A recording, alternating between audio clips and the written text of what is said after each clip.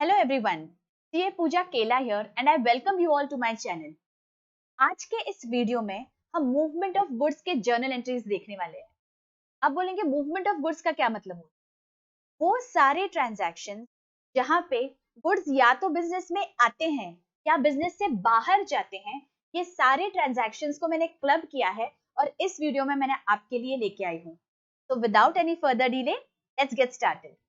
देखिए आपके सामने स्क्रीन पे मैंने सारे ट्रांजैक्शंस दिए हैं. परचेज ऑफ गुड्स, अभी अगर परचेज किया है तो गुड्स बिजनेस में आ गया. सेल ऑफ गुड्स मतलब गुड्स बिजनेस से बाहर जा रहे हैं, right. Return of goods purchase मतलब जो भी मैंने परचेज किया वो गुड्स मुझे कुछ पसंद नहीं आए, for that reason I am returning them, तो ये वापस गुड्स मेरे जा रहे हैं. रिटर्न ऑफ गुड्स सोल्ड मतलब मैंने किसी को सेल किया था, उसे शायद मेरे गुड्स पसंद नहीं आए, उन्होंने मुझे वापस किए, तो मेरे बिजनेस में वो गुड्स आ रहे हैं. Consumption of goods by proprietor for personal use. देखिए अभी तक हमने क्या देखा था, पर्सनल यूज मतलब ड्राइंग्स. हमने बेसिक जर्नल एंट्रीज में ये कवर कर लिया है. अगर किसी ने अभी तक वो लेक्चर नहीं देखा है तो लिंक मैंने डिस्क्रिप्शन में दिया है, आप जल्दी जल्दी जाके वो वाला लेक्चर भी देख लीजिए. देखो ड्राइंग्स हमने अभी तक कैश और बैंक वाला देखा है. अभी ये थर्ड क्या है, ये है अगर गुड्स पर्सनल अकाउंट के लिए लिए, पर्सनल पर्पसेस के लिए लिए, तो कैसे एंट्री होगी वो हम देखेंगे ये वीडियो में. Consumption of goods by business in the construction of fixed asset. कोई फिक्स्ड एसेट बन रहा है और उसके लिए अगर मैंने मेरे गुड्स यूज कर लिए तो मैं कैसे एंट्री पास करूंगी. Next is loss of goods, fire, theft या एक्सीडेंट के वजह से, and goods distributed as charity, free samples और एडवर्टीजमेंट. तो ये सारे के सारे ट्रांजैक्शंस मैंने इस वीडियो में कवर किए हैं ताकि आपको पूरी तरह से क्लैरिटी आ जाए. जब भी गुड्स बिजनेस से में आए या बिजनेस से गए तो आपको बस ये वीडियो खोलना है और सारे के सारे ट्रांजैक्शंस आपके सामने हैं. तो चलो आगे बढ़ते हैं. ये डायग्राम आपके सामने है, देखिए क्या है. देयर इज अ सेलर जिसका नाम है लालाजी. उन्होंने सेल किए हैं goods to home, to Bunty. तो बंटी इज द परचेजर. 10,000 के गुड्स अगर सेल किए हैं तो लाला जी के बुक्स में एंट्री क्या आती है ये तो हमें पता है, Bunty account debit to sales, isn't it, 10,000. लेकिन बंटी ने क्या किया, लाला जी को कहा दैट लाला जी ये 2,000 के गुड्स मुझे कुछ पसंद नहीं आए, आप वापस ले लीजिए. देखिए हम ये रोजमर्रा के बिजनेस में करते ही है ना. हम जैसे अमेजोन, फ्लिपकार्ट या किसी भी ऑनलाइन साइट से कुछ मंगाते हैं तो अगर हमें पसंद नहीं आया तो उतने टाइम ड्यूरेशन में हम उसे वापस कर सकते हैं, तो उसे हम बोलते हैं सेल्स रिटर्न. तो सेल्स रिटर्न हो गया लाला जी के लिए. मतलब लाला जी ने पहले सेल्स को 10,000 का इनकम दिखा दिया था, राइट. 10,000 का उनका रेवेन्यू था, इसीलिए उन्होंने क्रेडिट कर किया था सेल्स को. लेकिन 2,000 से उनको वो रेवेन्यू अभी कम करना पड़ेगा बिकॉज सेल्स अभी उनके कम हो गए हैं 2,000 से. तो उन्हें क्या करना पड़ेगा, सेल्स को पहले किया था क्रेडिट, तो अभी सेल्स को वो करेंगे डेबिट. लेकिन हम एक नया अकाउंट खोलते हैं यहाँ पे, सेल्स अकाउंट नहीं, एक नया अकाउंट जिसे हम बोलते हैं सेल्स रिटर्न. तो जो भी सेल्स रिटर्न्स है वो ये पर्टिकुलर अकाउंट में जाएंगे, इसीलिए हम सेल्स रिटर्न को डेबिट करते हैं ना कि सेल्स के अकाउंट को. ठीक है, हमें सेल्स कम करना है, जो फाइनल जो इफेक्ट होता है वो सेल्स अकाउंट में ही जाने वाला है बच्चों. वो आप आगे देखने वाले हैं कि वो कैसे होते हैं इफेक्ट्स.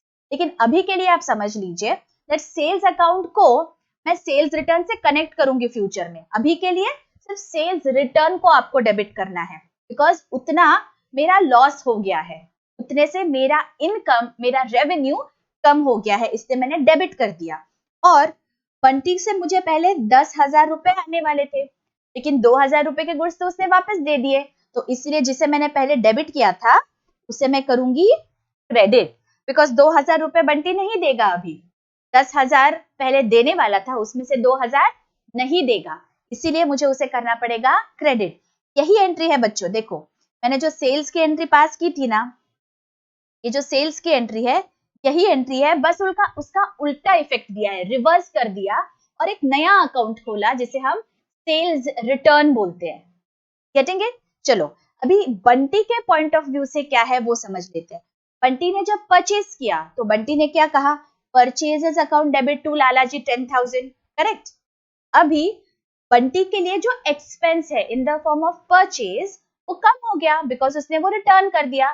तो जो एक्सपेंस है उसे मुझे अगर कम करना है तो मैं क्या करूंगी, क्रेडिट करूंगी। तो ये जो डेबिट था पहले से मैंने क्रेडिट कर दिया और एक नया अकाउंट खोला है, परचेज रिटर्न अकाउंट, ठीक है।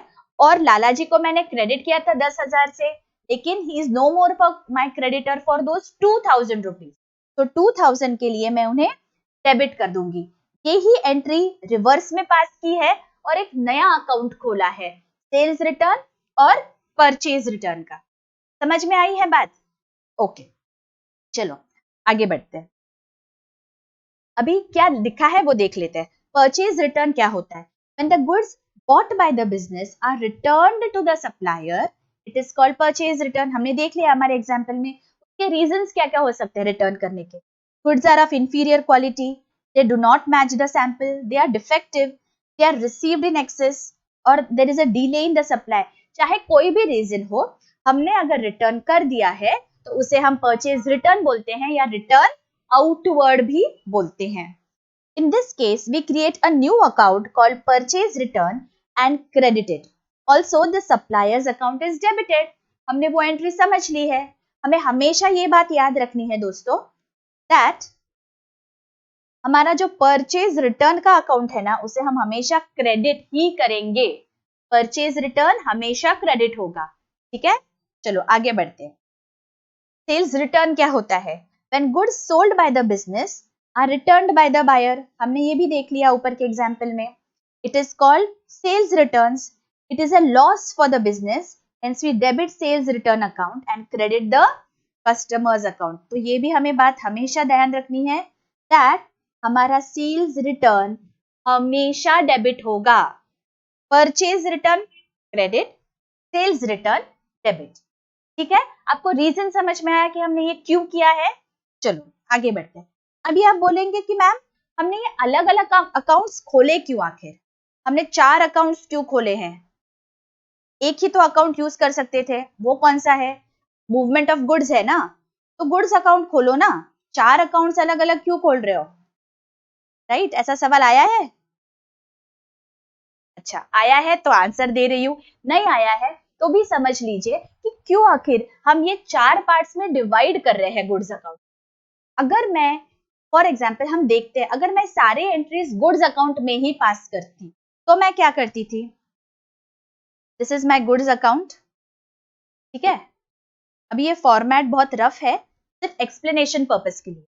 देखो, अगर गुड्स अकाउंट है तो मैं सारे परचेजेस यहाँ पे रिकॉर्ड करती, सारे परचेजेस को मैं डेबिट करती, सारे सेल्स को, मतलब बहुत सारे ट्रांजैक्शंस होते को मैं क्रेडिट करती, राइट। सारे परचेज रिटर्न को भी मैं क्रेडिट करती और सारे सेल्स रिटर्न्स को मैं डेबिट करती। तो think from a businessman's perspective, अगर किसी बिजनेसमैन को एट अ ग्लांस समझना है कि ये साल आखिर मेरा सेल्स कितना हुआ, तो उसे कैसे समझेगा? बिकॉज क्रेडिट तो जो टोटल होगा that will be a total of sales as well as purchase return. Similarly for debit, it is going to be a total of purchases as well as sales return. तो उसे समझेगा नहीं, मतलब उसका जो काम है वो बढ़ जाएगा। हम अकाउंटिंग क्यों करते हैं? ताकि बिजनेसमैन को बिजनेस डिसीजंस लेने में फायदा हो, उसका जो क्लासिफिकेशन हो वो इतने सिस्टमैटिकली हो कि उसे एट अ ग्लांस समझ में आना चाहिए कि मेरा ये पर्टिकुलर अकाउंटिंग पीरियड में कितना परचेज हुआ, कितना सेल्स हुआ, कितना परचेज रिटर्न हुआ, और ऐसे कितने कस्टमर्स हैं मेरे, ऐसे कितने सेल्स रिटर्न्स हैं, those persons were not satisfied with the quality of the goods that I provided. तो शायद उसमें वो कुछ चेंजेस कर सकता है, कुछ इंप्रूवमेंट कर सकता है, और ये तब होगा पॉसिबल जब उसे एग्जैक्ट फिगर समझेंगे।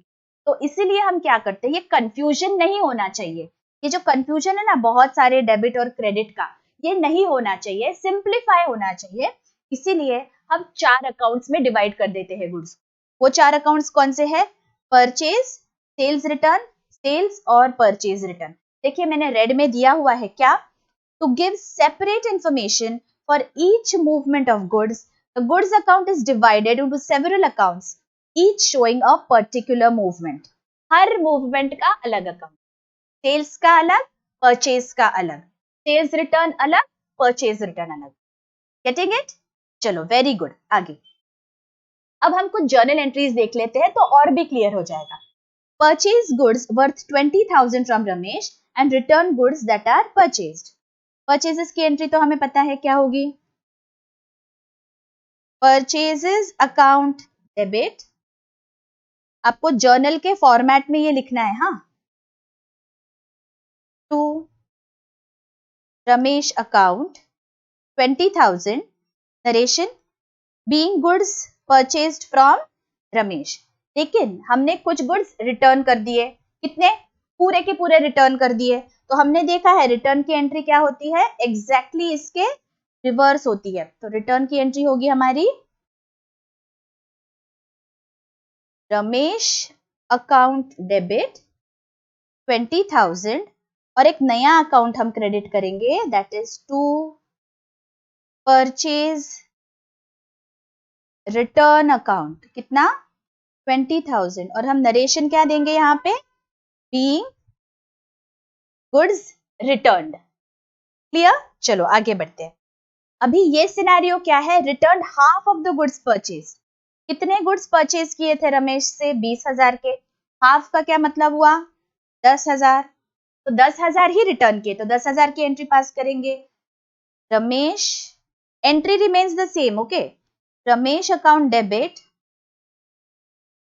To purchase return account 10,000। सिर्फ अमाउंट्स डिफर हो रहे हैं, entry is always the same, being half of the goods returned. Clear? आगे अभी सेल्स के लिए देखते हैं। Sold goods to Shyam 40,000 for credit and Shyam returned the goods. Sales की एंट्री पहले कर लेंगे।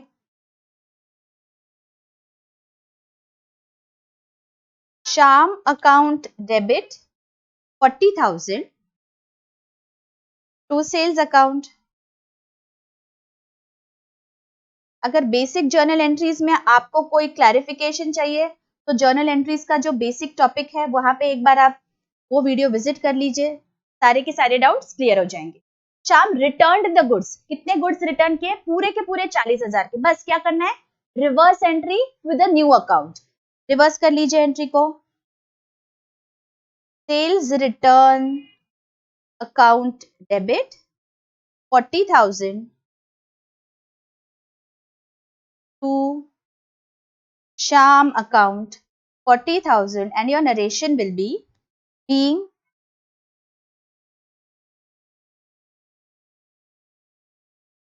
sales returned। ठीक है? अच्छा, next entry, Shyam returned 1/4 of the goods. 40,000 का टोटल सेल्स था, 1/4 का क्या मतलब हुआ, 10,000। Entry is again the same, entry will be sales return account debit 10,000 to Shyam account 10,000 और नरेशन आप लिखेंगे being sales return. Clear? Very good. चलो अभी आगे देखते हैं। Consumption of goods by proprietor for personal use. अभी अगर प्रोप्राइटर गुड्स विड्रॉ करता है तो ऐसे केस में हम क्या करेंगे, देखिए हमें एक तो पता है कि अगर प्रोप्राइटर कुछ भी विड्रॉ करता है तो हम एक अकाउंट को डेबिट करते हैं, वो कौन सा अकाउंट है, ड्रॉइंग्स अकाउंट। तो half of the entry we know right now. अभी बाकी की आधी क्या है वो हम देखते हैं। When goods are withdrawn by the proprietor for personal use, the quantity of stock is reduced.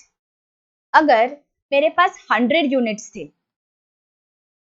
किसी गुड्स के और मैंने परचेजेस में 100 यूनिट डाले होंगे, मैंने परचेज किए होंगे 100 यूनिट्स, लेकिन उसमें से 5 यूनिट प्रोप्राइटर लेके गया खुद के घर पे, तो बिजनेस में से 5 यूनिट्स कम हो गए, राइट? तो मेरा जो परचेजेस मैंने 100 यूनिट्स का डेबिट कर दिया था, एक्चुअली 100 यूनिट से नहीं होना चाहिए ना, अभी तो 95 से ही होना चाहिए डेबिट।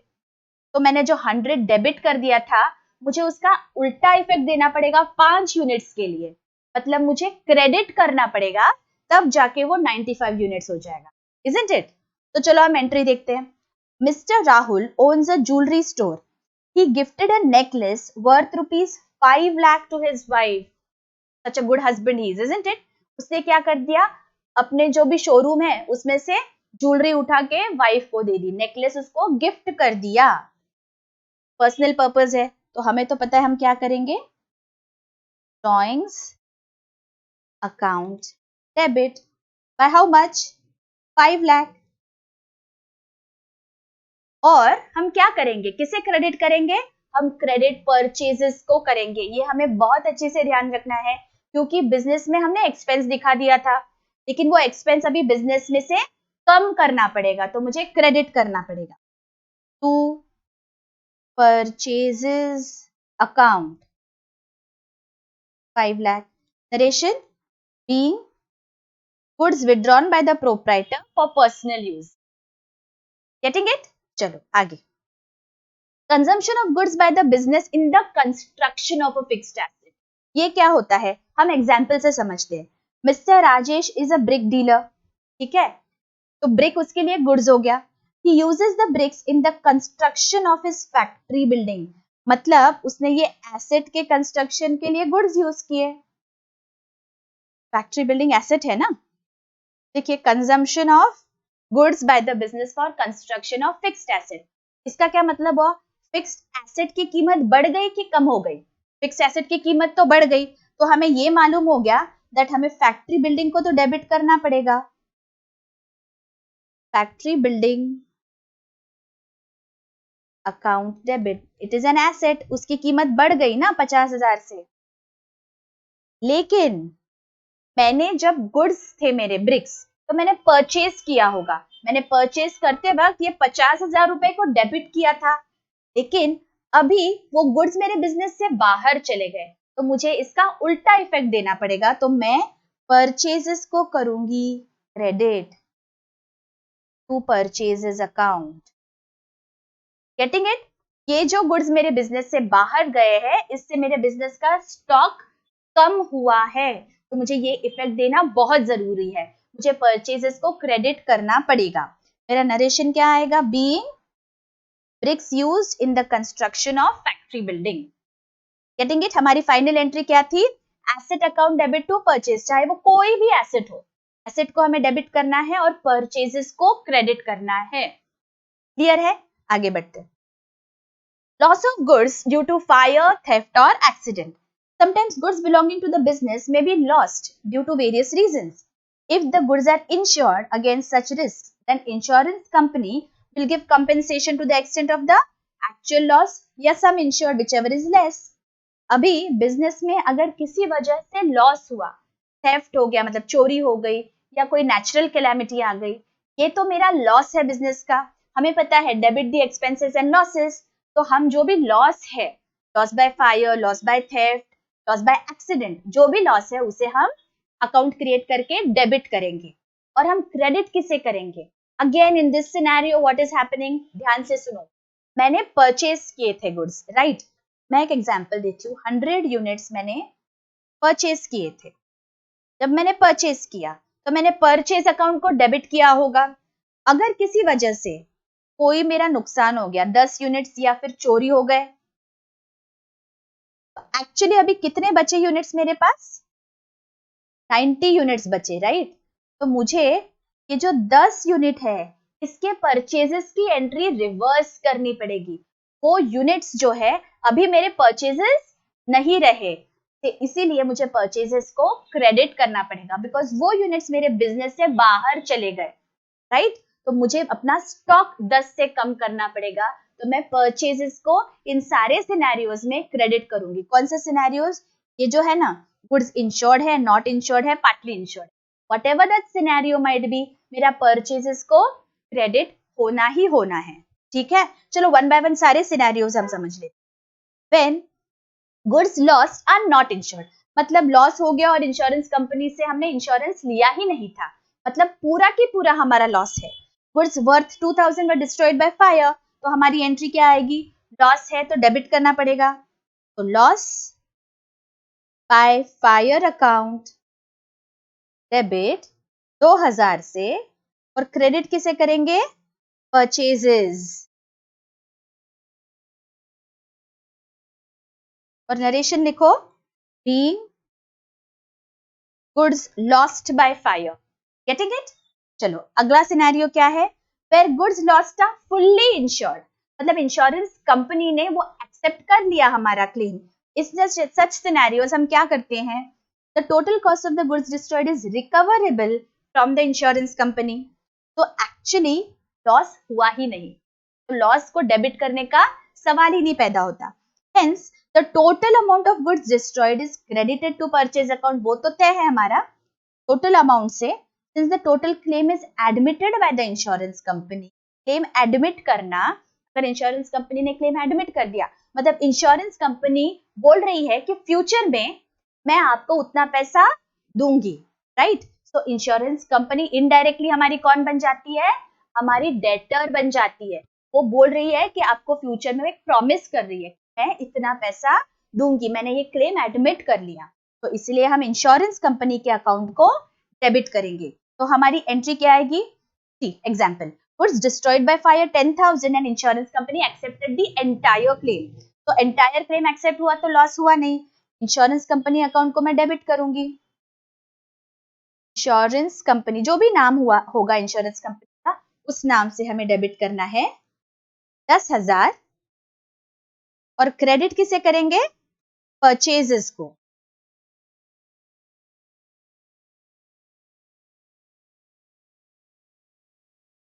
$10,000 और नरेशन क्या लिखेंगे? Being goods destroyed by fire and insurance company accepted the claim. ठीक है, अभी थर्ड सिनेरियो देख लेते हैं। थर्ड सिनेरियो कहाँ क्या है? गुड्स आर पार्टली इंश्योर्ड, मतलब कुछ इंश्योरेंस हो गया और बाकी का लॉस हो गया। तो ऐसे सिनेरियो में हम क्या करेंगे? एग्जाम्पल देखते हैं। Goods worth 20,000 were destroyed by cyclone, insurance company admitted claim of 8,000, मतलब 20,000 का लॉस हुआ, टोटल गुड्स डिस्ट्रॉय हुए, 8,000 का क्लेम इंश्योरेंस कंपनी से मिलेगा, तो बचे कितने? 12,000। इसका क्लेम मिल रहा है क्या? नहीं, इसका क्लेम नहीं मिल रहा, मतलब ये बिजनेस का लॉस हो गया। तो लॉस का हम क्या करेंगे? लॉस बाय साइक्लोन अकाउंट को हम डेबिट करेंगे। इंश्योरेंस कंपनी ने जितना क्लेम एडमिट किया, उतने क्लेम से इतने अमाउंट से इंश्योरेंस कंपनी को डेबिट कर देंगे, और जो भी टोटल वैल्यू है उससे परचेजेस क्रेडिट करेंगे। देखिए परचेजेस हर सिनेरियो में क्रेडिट हो रहे थे, ठीक है? तो यहाँ पे हमारी एंट्री क्या आएगी? एकदम क्लियरली समझ लीजिए इस एंट्री को। इंश्योरेंस कंपनी अकाउंट डेबिट, जितने से भी क्लेम एक्सेप्ट किया होगा, एडमिट किया होगा क्लेम, उतने से आपको डेबिट करना है। Loss by cyclone account debit, जो बैलेंस बचा है दैट इज माय लॉस, 12,000 ये सिनेरियो में। और जो भी टोटल हमारा गुड्स डिस्ट्रॉय हो गए हैं, इसलिए उतने से मैं परचेजेस को कर रही हूँ credit by 20,000. My narration here will be being goods destroyed by cyclone and insurance company accepted part claim. ये एंट्री ठीक से समझ लीजिए, ठीक है? अच्छा आगे चलते हैं। गुड्स डिस्ट्रीब्यूटेड एज चैरिटी और फ्री सैंपल्स, चैरिटी दीदी दे दी है या फ्री सैंपल्स दे दिए हैं, ऐसे सिनेरियो में हम क्या करेंगे? अगेन ऐसे सिनेरियो में क्या हो रहा है? हमारे गुड्स बाहर जा रहे हैं बिजनेस। अगर मेरे पास 100 यूनिट्स थे जो मैंने परचेज किए, राइट? तो परचेजेस को मैंने तभी डेबिट कर दिया था। इसमें से कुछ यूनिट्स मैंने फ्री सैंपल्स करके दे दिए। फ्री सैंपल्स का मुझे पैसा नहीं मिलता है, वो फ्री में जा रहे हैं, राइट? तो फ्री सैंपल्स अकाउंट को मुझे डेबिट करना पड़ेगा। फ्री सैंपल मतलब क्या होता है? एडवर्टीजमेंट। और एक्चुअली बिजनेस से बाहर क्या जा रहा है?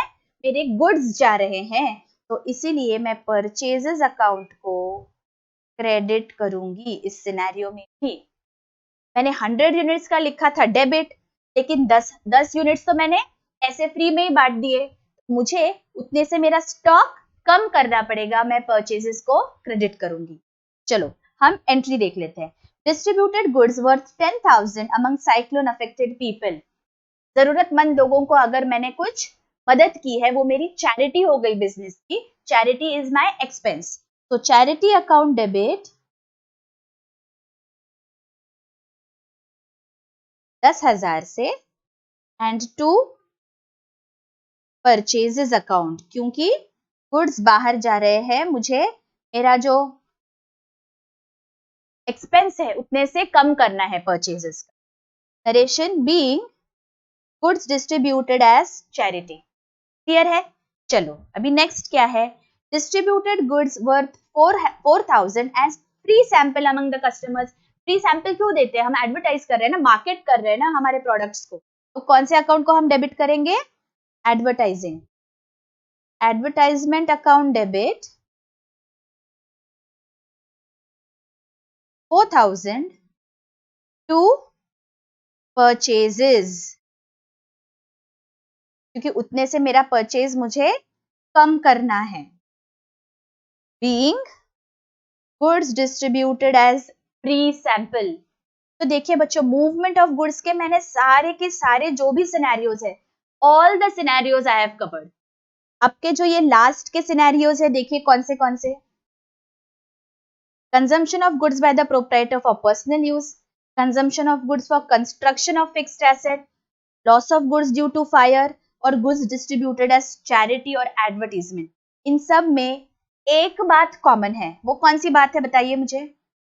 इन सब में ये बात कॉमन है, ये सारे सिनेरियोज में मुझे परचेजेस को क्रेडिट करना है. ये सारे सिनेरियोज में मुझे परचेजेस को क्रेडिट करना है, ये आप याद रखिए. बाकी हाफ पोर्शन आपको समझ जाएगा, जो भी एक्सपेंस है उसे डेबिट कर दीजिए. ठीक है, ये आपकी ट्रिक है. क्या ट्रिक है? कि परचेजेस को क्रेडिट करूंगी मैं ये चारों सिनेरियोज में, और जो भी मेरा एक्सपेंस है, यहाँ पे ड्रॉइंग्स है, यहाँ पे फिक्स्ड एसेट है, यहाँ पे लॉस बाय फायर या लॉस बाय थेफ्ट होगा, इंश्योरेंस होगा तो इंश्योरेंस, और यहाँ पे चैरिटी और एडवर्टीजमेंट. ये सारे सिनेरियोज में ये चीजें डेबिट होगी, लेकिन क्रेडिट एक ही चीज होगी और वो है परचेजेस. Getting it? तो देखिए मैंने सारे सिनेरियोज कवर कर दिए हैं. अगर आपको कोई डाउट होगा तो आप कमेंट सेक्शन में मुझे जरूर पूछिए. तब तक हम अगले वीडियो में जरूर मिलेंगे. तब तक के लिए टेक केयर, बाय बाय.